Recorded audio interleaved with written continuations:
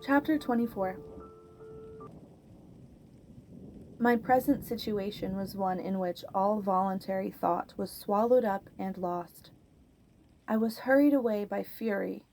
Revenge alone endowed me with strength and composure.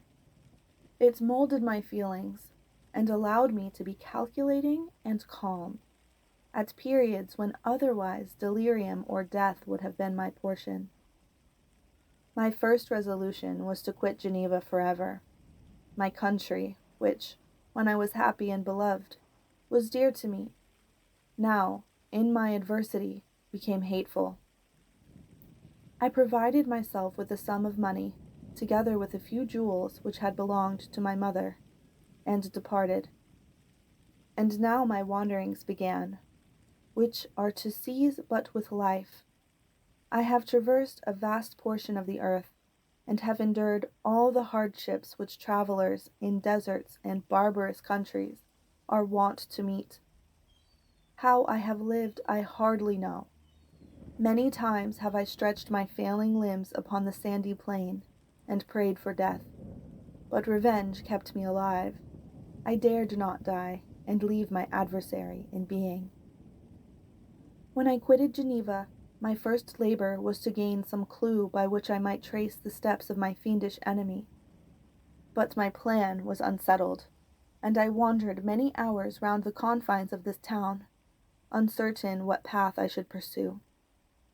As night approached, I found myself at the entrance of the cemetery where William, Elizabeth, and my father reposed. I entered it and approached the tomb which marked their graves. Everything was silent, except the leaves of the trees, which were gently agitated by the wind. The night was nearly dark, and the scene would have been solemn and affecting even to an uninterested observer. The spirits of the departed seemed to flit around, and to cast a shadow, which was felt but not seen, around the head of the mourner. The deep grief which this scene had at first excited quickly gave way to rage and despair.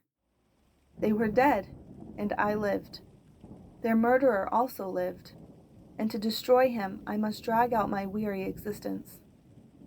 I knelt on the grass and kissed the earth, and with quivering lips exclaimed, "By the sacred earth on which I kneel, by the shades that wander near me, by the deep and eternal grief that I feel, I swear, and by thee, O night, and the spirits that preside over thee, to pursue the demon, who caused this misery, until he or I shall perish in mortal conflict.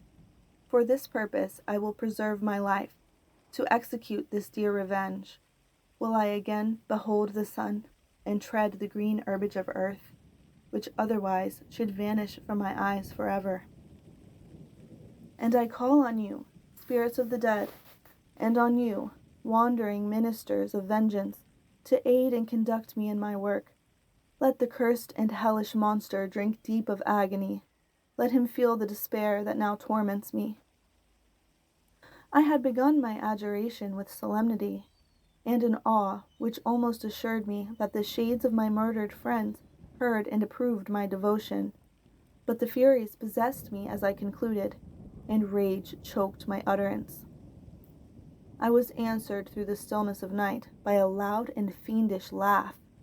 It rung on my ears long and heavily. The mountains re-echoed it, and I felt as if all hell surrounded me with mockery and laughter. Surely in that moment I should have been possessed by frenzy, and have destroyed my miserable existence, but that my vow was heard, and that I was reserved for revenge.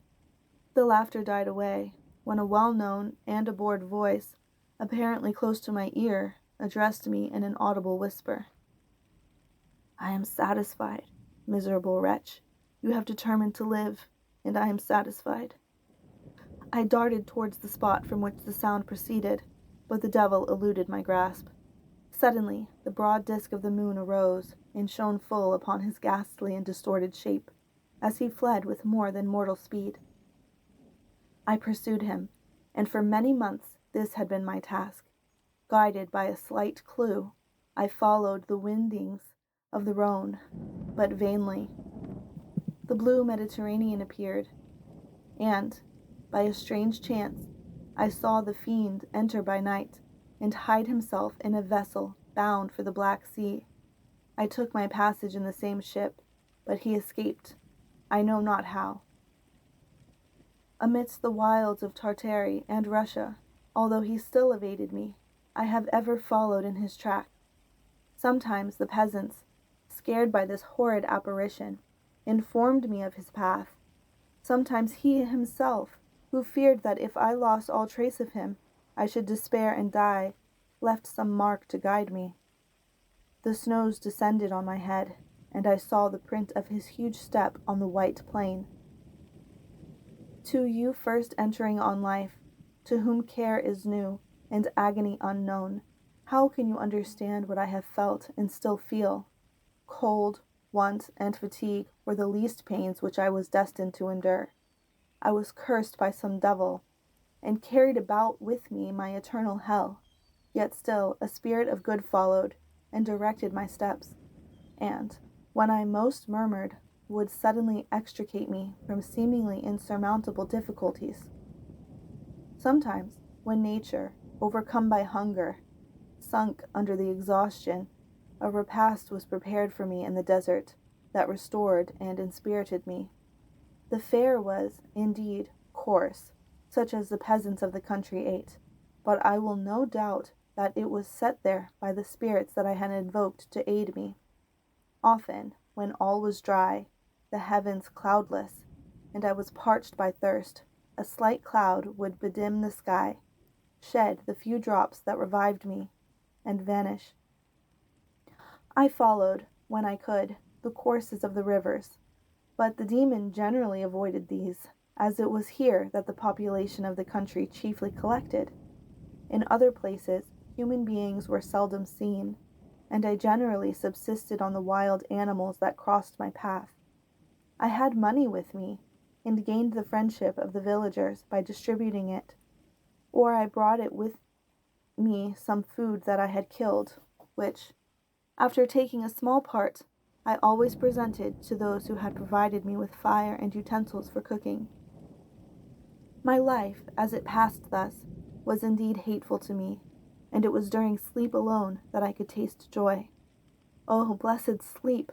Often, when most miserable, I sank to repose, and my dreams lulled me even to rapture. The spirits that guarded me had provided these moments, or rather hours, of happiness, that I might retain strength to fulfill my pilgrimage. Deprived of this respite, I should have sunk under my hardships. During the day I was sustained and inspirited by the hope of night, for in sleep I saw my friends, my wife, and my beloved country. Again I saw the benevolent countenance of my father, heard the silver tones of my Elizabeth's voice, and beheld Clerval enjoying health and youth. Often, when wearied by a toilsome march, I persuaded myself that I was dreaming until night should come, and that I should then enjoy reality in the arms of my dearest friends. What agonizing fondness did I feel for them! How did I cling to their dear forms, as sometimes they haunted even my waking hours, and persuaded myself that they still lived. At such moments vengeance, that burned within me, died in my heart, and I pursued my path towards the destruction of the demon, more as a task enjoined by heaven, as the mechanical impulse of some power of which I was unconscious, than as the ardent desire of my soul. What his feelings were whom I pursued I cannot know. Sometimes, indeed, he left marks in writing on the barks of the trees, or cut it in stone. That guided me and instigated my fury. My reign is not yet over. These words were legible in one of these inscriptions. You live, and my power is complete. Follow me. I seek the everlasting ices of the north, where you will feel the misery of cold and frost, to which I am impassive. You will find near this place, if you follow not too tardily, a dead hare. Eat and be refreshed. Come on, my enemy. We have yet to wrestle for our lives, but many hard and miserable hours must you endure until that period shall arrive. Scoffing devil, again do I vow vengeance. Again do I devote thee, miserable fiend, to torture and death. Never will I give up my search, until he or I perish. And then, with what ecstasy shall I join my Elizabeth, and my departed friends, who even now prepare for me the reward of my tedious toil and horrible pilgrimage. As I still pursued my journey to the northward, the snows thickened and the cold increased in a degree almost too severe to support. The peasants were shut up in their hovels, and only a few of the most hardy ventured forth to seize the animals whom starvation had forced from their hiding places to seek for prey. The rivers were covered with ice, and no fish could be procured, and thus I was cut off from my chief article of maintenance. The triumph of my enemy increased with the difficulty of my labors. One inscription that he left was in these words: "Prepare, your toils only begin. Wrap yourself in furs and provide food, for we shall soon enter upon a journey where your sufferings will satisfy my everlasting hatred." My courage and perseverance were invigorated by these scoffing words. I resolved not to fail in my purpose, and, calling on heaven to support me, I continued with unabated fervor to traverse immense deserts until the ocean appeared at a distance and formed the utmost boundary of the horizon. Oh, how unlike it was to the blue seas of the south! Covered with ice, it was only to be distinguished from land by its superior wildness and ruggedness. The Greeks wept for joy when they beheld the Mediterranean from the hills of Asia, and hailed with rapture the boundary of their toils. I did not weep, but I knelt down, and, with a full heart, thanked my guiding spirit for conducting me in safety to the place where I hoped, notwithstanding my adversary's gibe, to meet and grapple with him. Some weeks before this period, I had procured a sledge and dogs, and thus traversed the snows with inconceivable speed. I know not whether the fiend possessed the same advantages, but I found that, as before I had daily lost ground in the pursuit, I now gained on him, so much so that when I first saw the ocean, he was but 1 day's journey in advance, and I hoped to intercept him before he should reach the beach.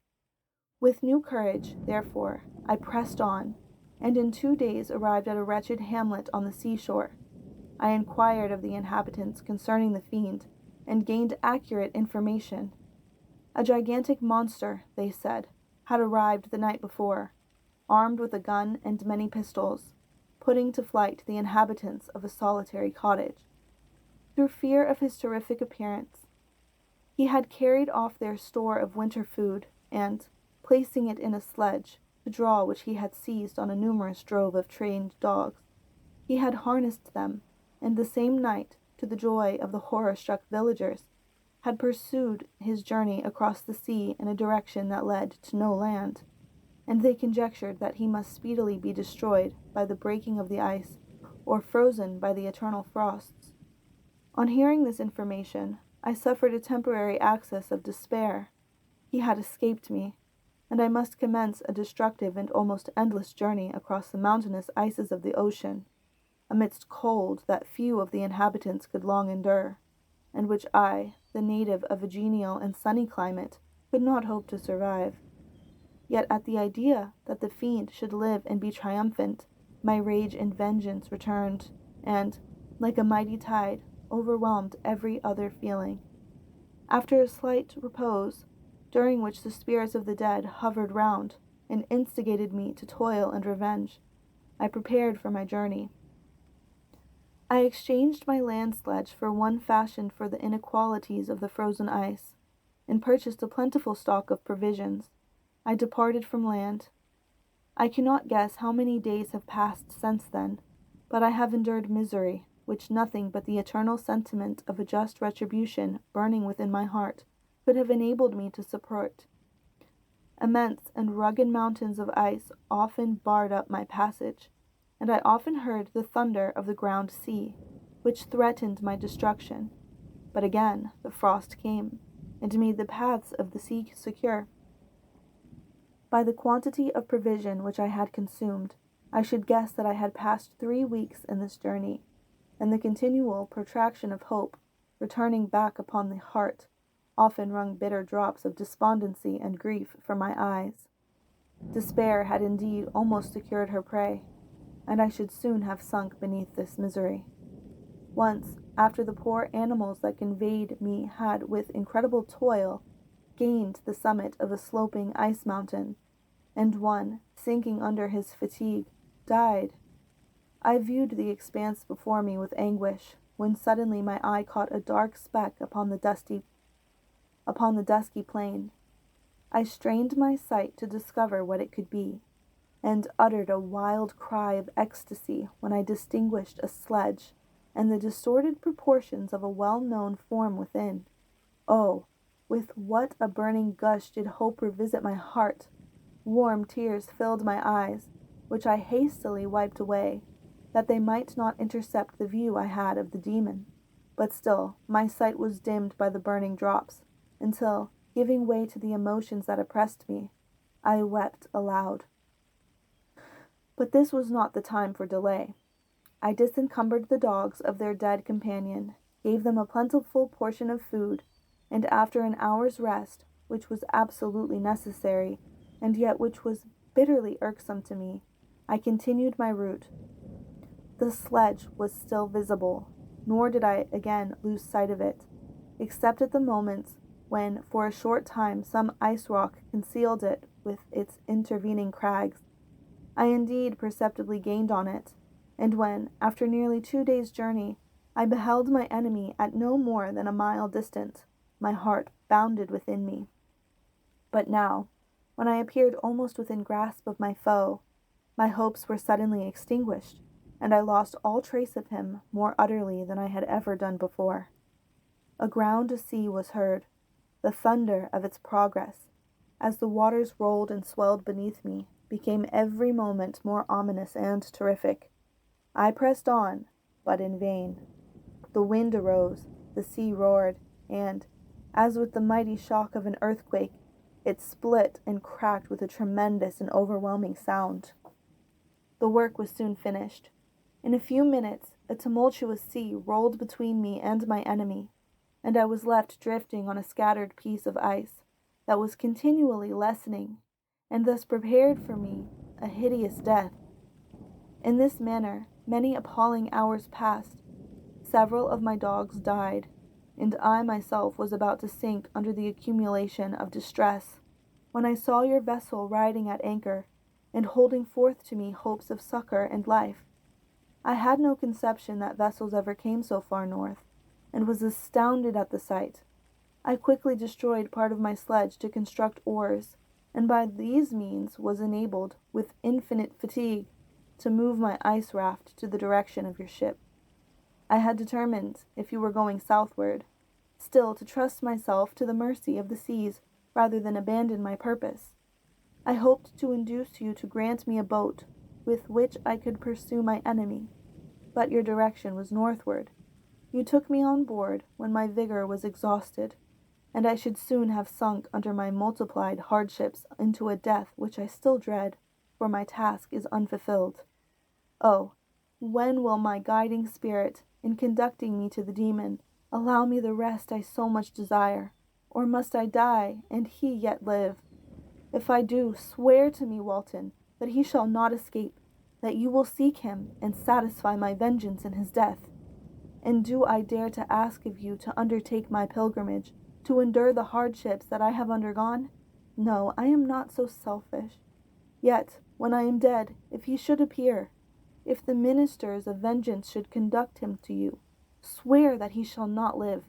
Swear that he shall not triumph over my accumulated woes, and survive to add to the list of his dark crimes.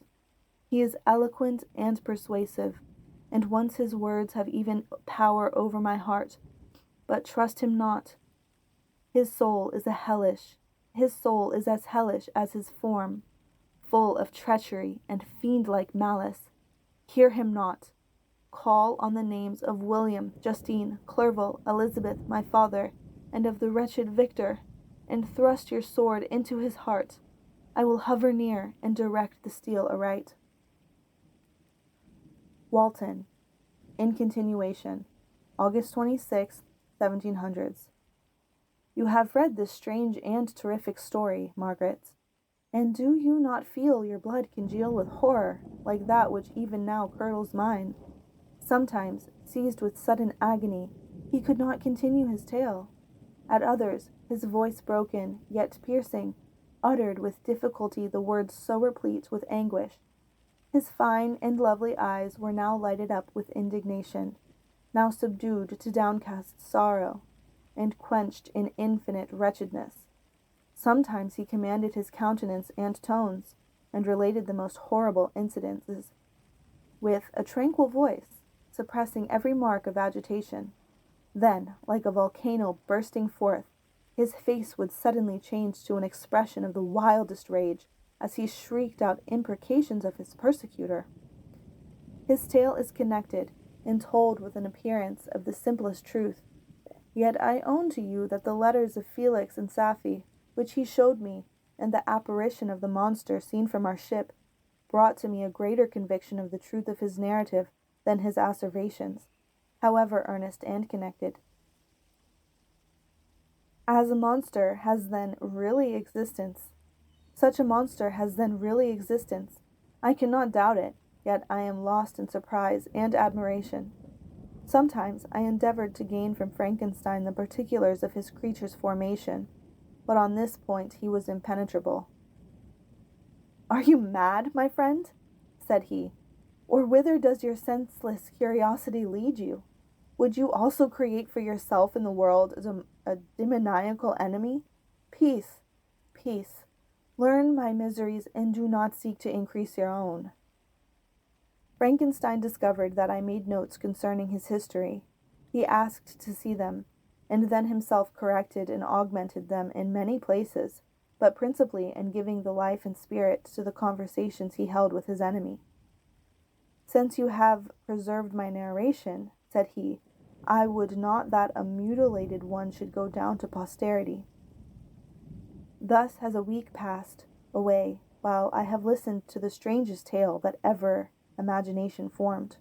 My thoughts and every feeling of my soul have been drunk up by the interest for my guest, which this tale and his own elevated and gentle manners have created. I wish to soothe him, yet can I counsel one so infinitely miserable, so destitute of every hope of consolation, to live? Oh no! The only joy that he can know now will be when he composes his shattered spirit to peace and death. Yet he enjoys one comfort, the offspring of solitude and delirium.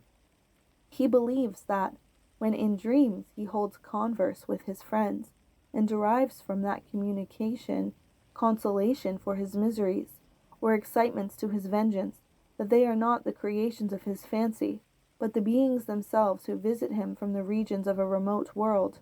This faith gives a solemnity to his reveries that render them to me almost as imposing and interesting as truth. Our conversations are not always confined to his own history and misfortunes. On every point of general literature he displays unbounded knowledge, and a quick and piercing apprehension. His eloquence is forcible and touching, nor can I hear him, when he relates a pathetic incident, or endeavors to move the passions of pity or love, without tears. What a glorious creature must he have been in the days of his prosperity, when he is thus noble and godlike in ruin. He seems to feel his own worth, and the greatness of his fall. "When younger," said he, "I believed myself destined for some great enterprise. My feelings are profound, but I possessed a coolness of judgment that fitted me for illustrious achievements. The sentiment of the worth of my nature supported me, when others would have been oppressed, for I deemed it criminal to throw away in useless grief those talents that might be useful to my fellow creatures. When I reflected on the work I had completed, no less a one than the creation of a sensitive and rational animal, I could not rank myself with the herd of common projectors. But this thought, which supported me in the commencement of my career, now serves only to plunge me lower in the dust. All my speculations and hopes are as nothing, and, like the archangel who aspired to omnipotence, I am chained in an eternal hell. My imagination was vivid, yet my powers of analysis and application were intense. By the union of these qualities I conceived the idea and executed the creation of a man.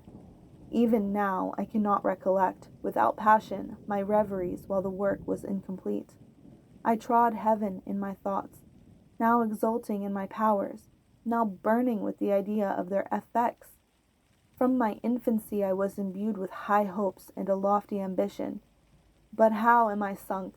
Oh, my friend, if you had known me as I once was, you would not recognize me in this state of degradation. Despondency rarely visited my heart. A high destiny seemed to bear me on, until I fell, never, never again to rise. Must I then lose this admirable being? I have longed for a friend. I have sought one who would sympathize with and love me. Behold, on these desert seas I have found such a one. But I fear I have gained him only to know his value and lose him. I would reconcile him to life, but he repulses the idea. I thank you, Walton, he said, for your kind intentions towards so miserable a wretch. But when you speak of new ties and fresh affectations, think you that any can replace those who are gone? Can any man be to me as Clerval was, or any woman another Elizabeth? Even where the affections are not strongly moved by any superior excellence, the companions of our childhood always possess a certain power over our minds, which hardly any later friend can obtain. They know our infantine dispositions, which, however they may be afterwards modified, are never eradicated, and they can judge of our actions with more certain conclusions as to the integrity of our motives. A sister or a brother can never, unless indeed such symptoms have been shown early, suspect the other of fraud or false dealing, when another friend, however strongly he may be attached, may, in spite of himself, be contemplated with suspicion. But I enjoyed friends, dear not only through habit and association, but from their own merits, and wherever I am, the soothing voice of my Elizabeth and the conversation of Clerval will be ever whispered in my ear. They are dead, but one feeling in such a solitude can persuade me to persevere my life. If I were engaged in any high undertaking or design, fraught with extensive utility to my fellow creatures, then I could live to fulfill it. But such is not my destiny. I must pursue and destroy the being to whom I gave existence. Then my lot on earth will be fulfilled, and I may die. September 2nd. My beloved sister, I write to you, encompassed by peril, and ignorant whether I am ever doomed to see again dear England, and the dearer friends that inhabited it. I am surrounded by mountains of ice, which admit of no escape and threaten every moment to crush my vessel. The brave fellows whom I have persuaded to be my companions look towards me for aid, but I have none to bestow. There is something terribly appalling in our situation, yet my courage and hopes do not desert me.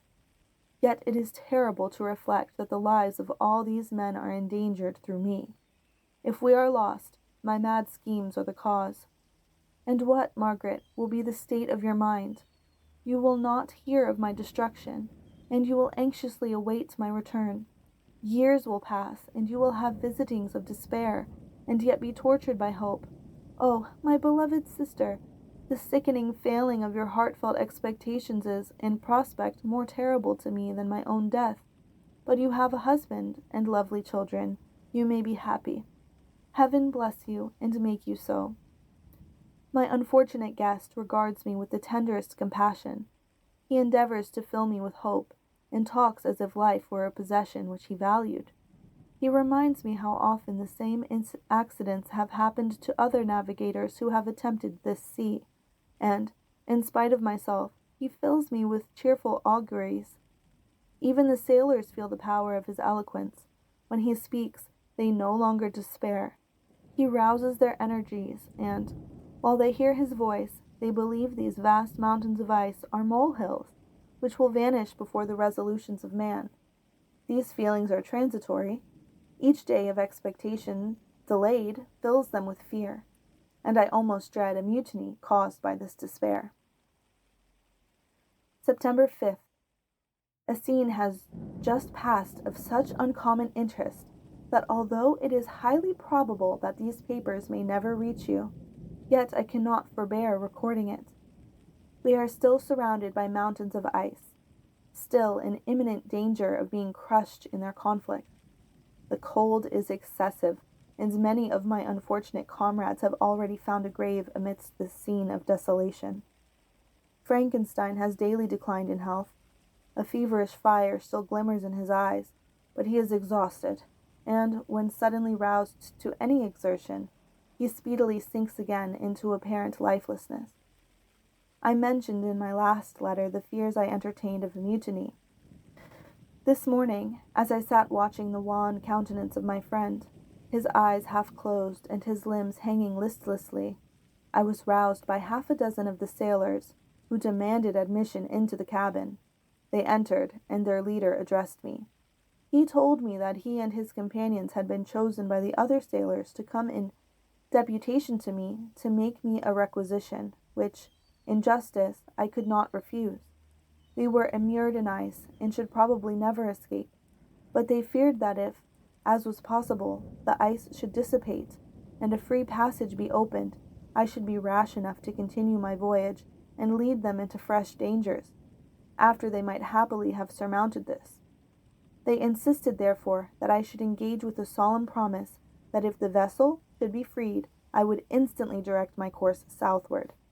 This speech troubled me. I had not despaired, nor had I yet conceived the idea of returning, if set free. Yet could I, in justice or even in possibility, refuse this demand? I hesitated before I answered, when Frankenstein, who had at first been silent and, indeed, appeared hardly to have force enough to attend, now roused himself, his eyes sparkled, and his cheeks flushed with momentary vigor. Turning towards the men, he said, "What do you mean? What do you demand of your captain? Are you then so easily turned from your design? Did you not call this a glorious expedition? And wherefore was it glorious?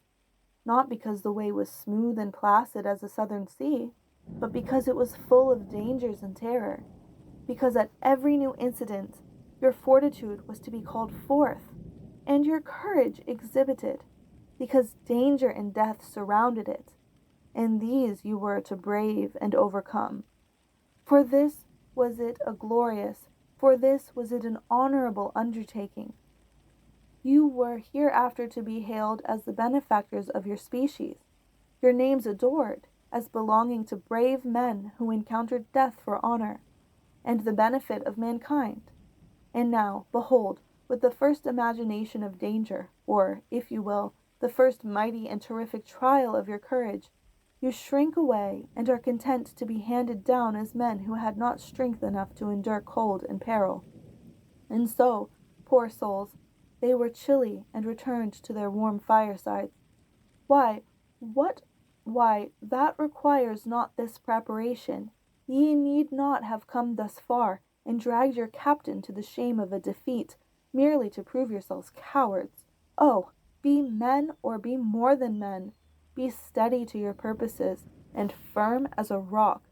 This ice is not made of such stuff as your hearts may be. It is mutable, and cannot withstand you, if you say that it shall not. Do not return to your families with the stigma of disgrace marked on your brows. Return as heroes who have fought and conquered, and who know not what it is to turn their backs on the foe." He spoke this with a voice so modulated to the different feelings expressed in his speech, with an eye so full of lofty design and heroism, that can you wonder that these men were moved? They looked at one another, and were unable to reply. I spoke. I told them to retire and consider of what had been said, that I would not lead them farther north if they strenuously desired the contrary, but that I hoped that, with reflection, their courage would return. They retired, and I turned towards my friend, but he was sunk in languor, and almost deprived of life.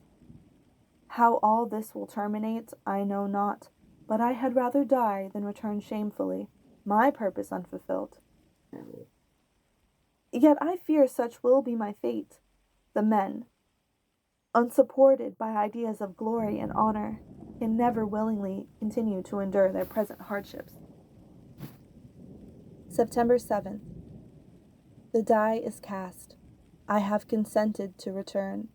If we are not destroyed, thus are my hopes blasted by cowardice and indecision. I come back ignorant and disappointed. It requires more philosophy than I possess to bear this injustice with patience.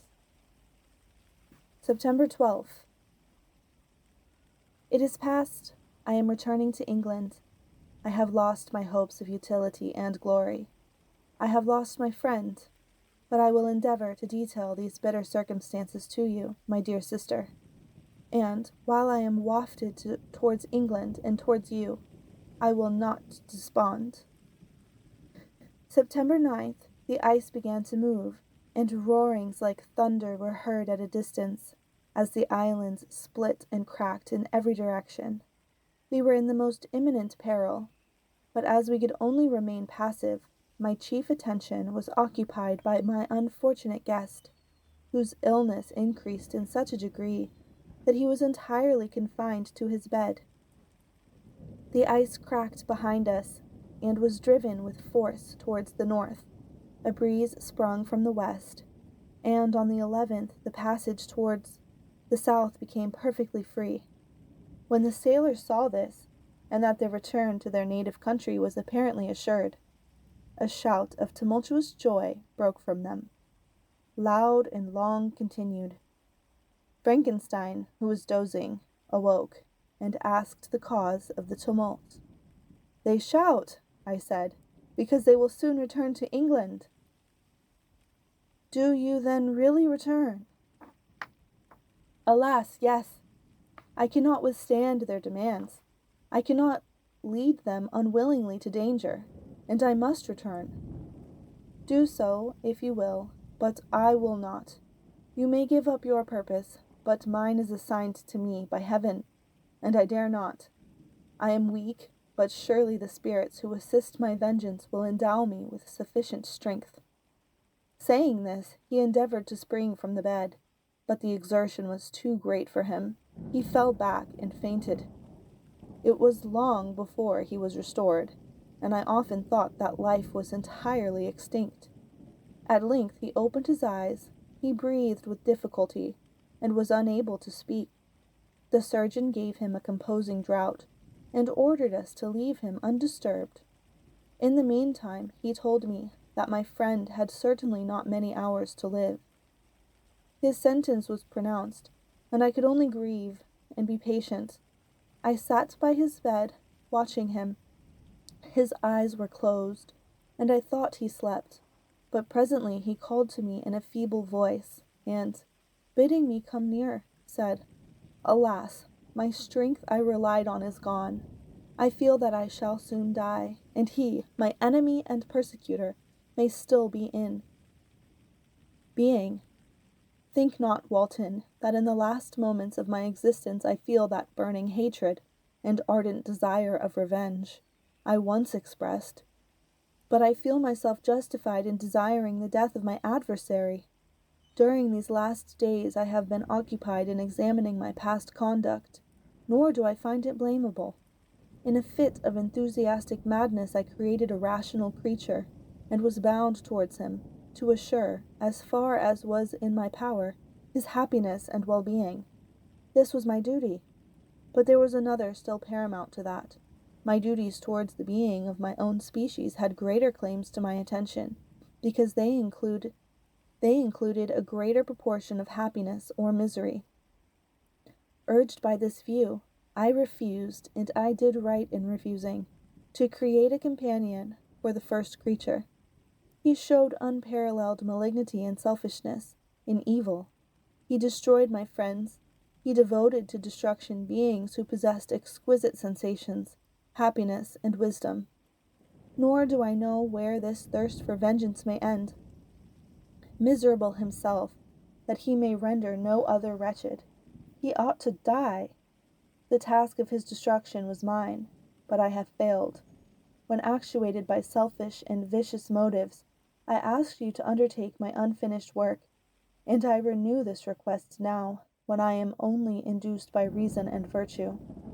Yet I cannot ask you to renounce your country and friends to fulfill this task, and now that you are returning to England, you will have little chance of meeting with him. But the consideration of these points, and the well-balancing of what you may esteem your duties, I leave to you. My judgment and ideas are already disturbed by the near approach of death.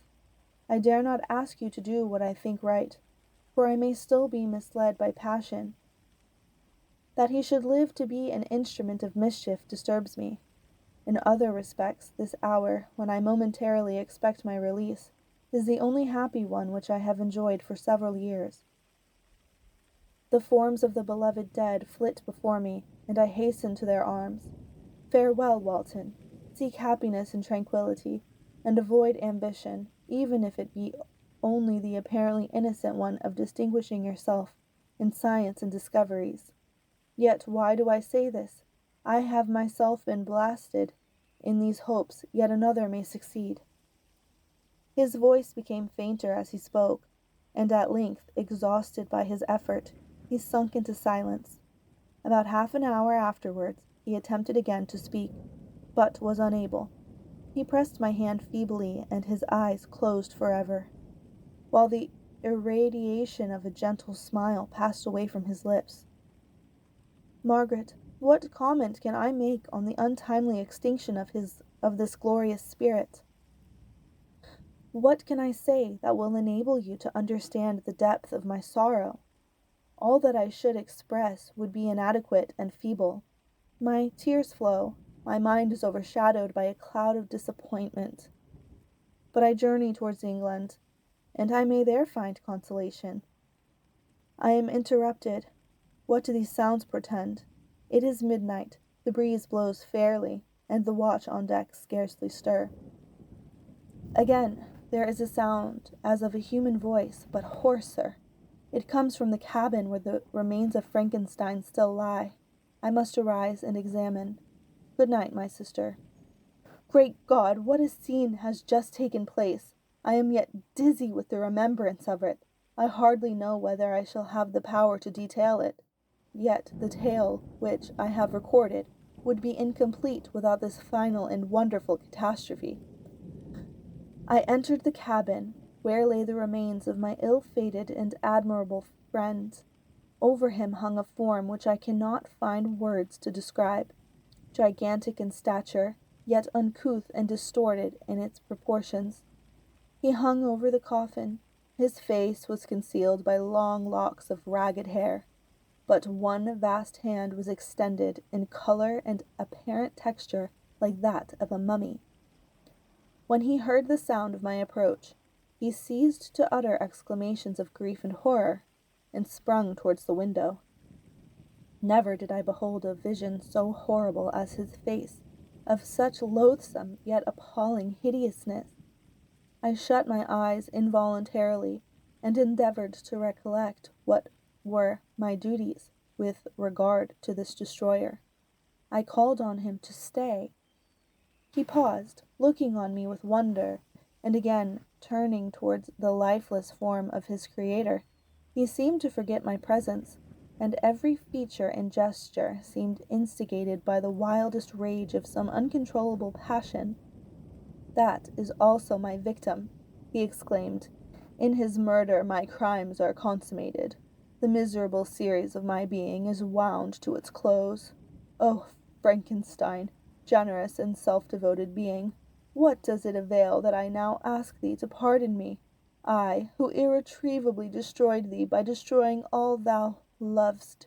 Alas, he is cold. He cannot answer me.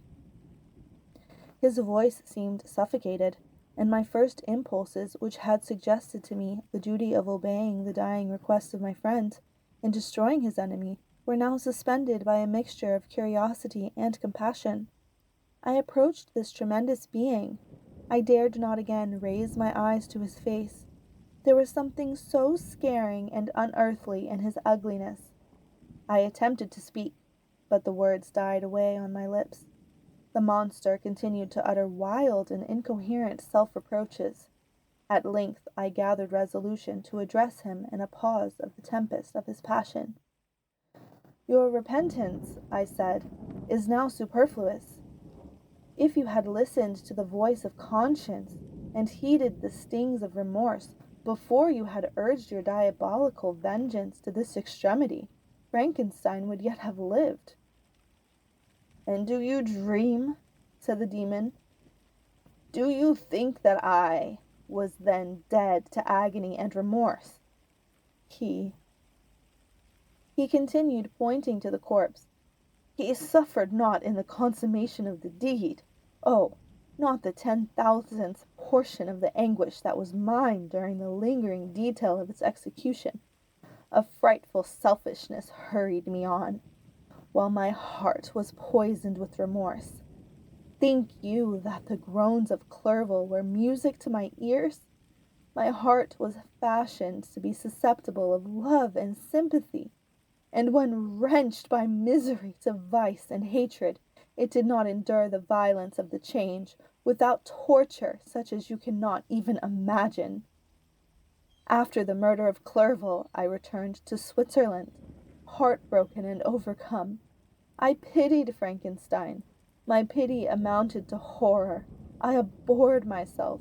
But when I discovered that he, the author at once of my existence and of its unspeakable torments, dared to hope for happiness, that while he accumulated wretchedness and despair upon me, he sought his own enjoyment in feeling and passions from the indulgence of which I was forever barred, then impotent envy and bitter indignation filled me with an insatiable thirst for vengeance. I recollected my threat, and resolved that it should be accomplished.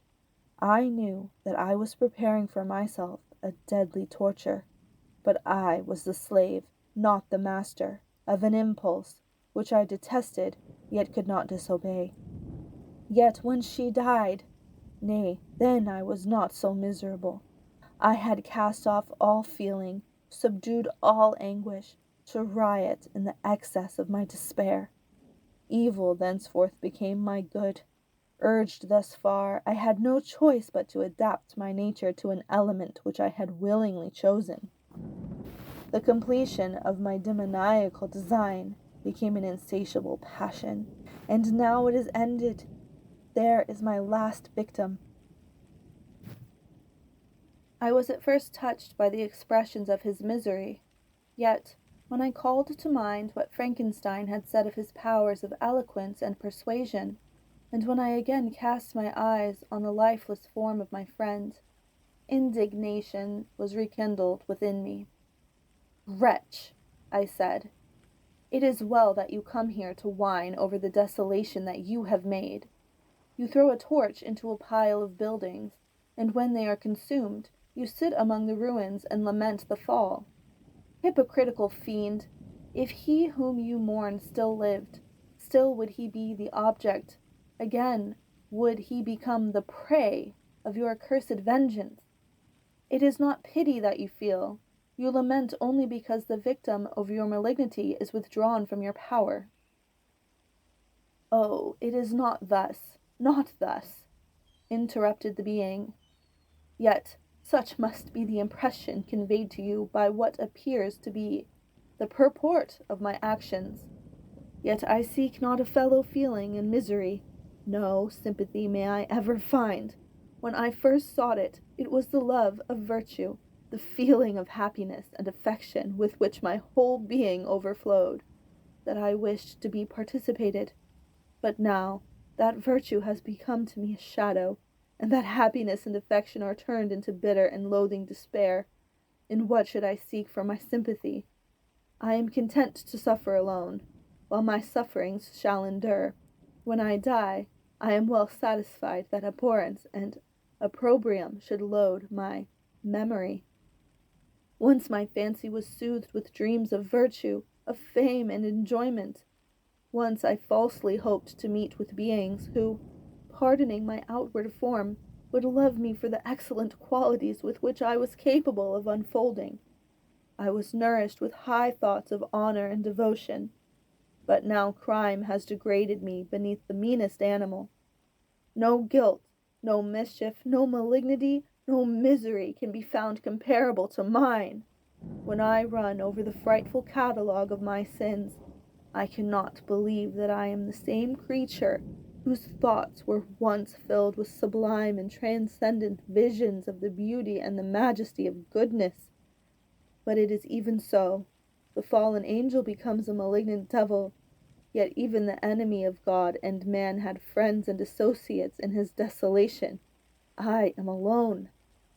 You, who call Frankenstein your friend, seem to have a knowledge of my crimes and his misfortunes, but in the detail which gave you of them, he could not sum up the hours and months of misery which I endured, wasting in impotent passions. For while I destroyed his hopes, I did not satisfy my own desires. They were forever ardent and craving. Still, I desired love and fellowship, and I was still spurned. Was there no injustice in this? Am I to be thought the only criminal, when all humankind sinned against me? Why do you not hate Felix, who drove his friend from his door with contumely? Why do you not execrate the rustic who sought to destroy the Saviour of his child? Nay, these are virtuous and immaculate beings. I, the miserable and the abandoned, am an abortion to be spurned at and kicked and trampled on. Even now my blood boils at the recollection of this injustice. But it is true that I am a wretch. I have murdered the lovely and the helpless. I have strangled the innocent as they slept, and grasped to death his throat who never injured me or any other living thing. I have devoted my Creator, the select specimen of all that is worthy of love and admiration among men, to misery. I have pursued him even to that irremediable ruin. There he lies, white and cold in death. You hate me, but your abhorrence cannot equal that with which I regard myself. I look on the hands which executed the deed. I think on the heart in which the imagination of it was conceived, and long for the moment when these hands will meet my eyes, when that imagination will haunt my thoughts no more. Fear not that I shall be the instrument of future mischief. My work is nearly complete. Neither yours nor any man's death is needed to consummate the series of my being, and accomplish that which must be done. But it requires my own. Do not think that I shall be slow to perform this sacrifice. I shall quit your vessel on the ice raft which brought me thither, and shall seek the most northern extremity of the globe. I shall collect my funeral pile, and consume to ashes this miserable frame, that its remains may afford no light to any curious and unhallowed wretch, who would create such another as I have been. I shall die. I shall no longer feel the agonies which now consume me, or be the prey of feelings unsatisfied, yet unquenched. He is dead who called me into being, and when I shall be no more, the very remembrance of us both will speedily vanish. I shall no longer see the sun or stars, or feel the winds play on my cheeks.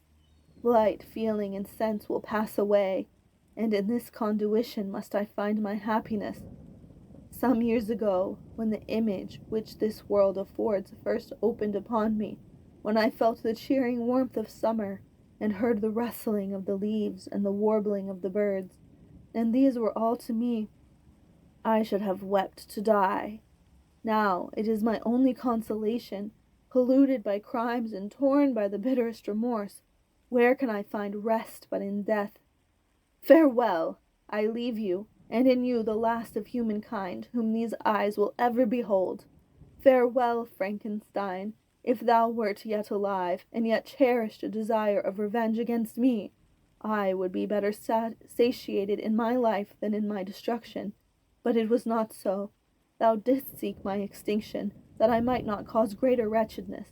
And if yet, in some mode unknown to me, thou hadst not ceased to think and feel, thou wouldst not desire against me a vengeance greater than that which I feel. Blasted as thou wert, My agony was still superior to thine, for the bitter sting of remorse will not cease to rankle in my wounds until death shall close them forever. But soon, he cried with sad and solemn enthusiasm, I shall die, and what I now feel be no longer felt. Soon these burning miseries will be extinct. I shall ascend my funeral pile triumphantly, and exult in the agony of the torturing flames. The light of that conflagration will fade away. My ashes will be swept into the sea by the winds. My spirit will sleep in peace, or if it thinks, it will not surely think thus. Farewell. He sprung from the cabin window as he said this, upon the ice raft which lay close to the vessel. He was soon borne away by the waves and lost in darkness and distance. The end.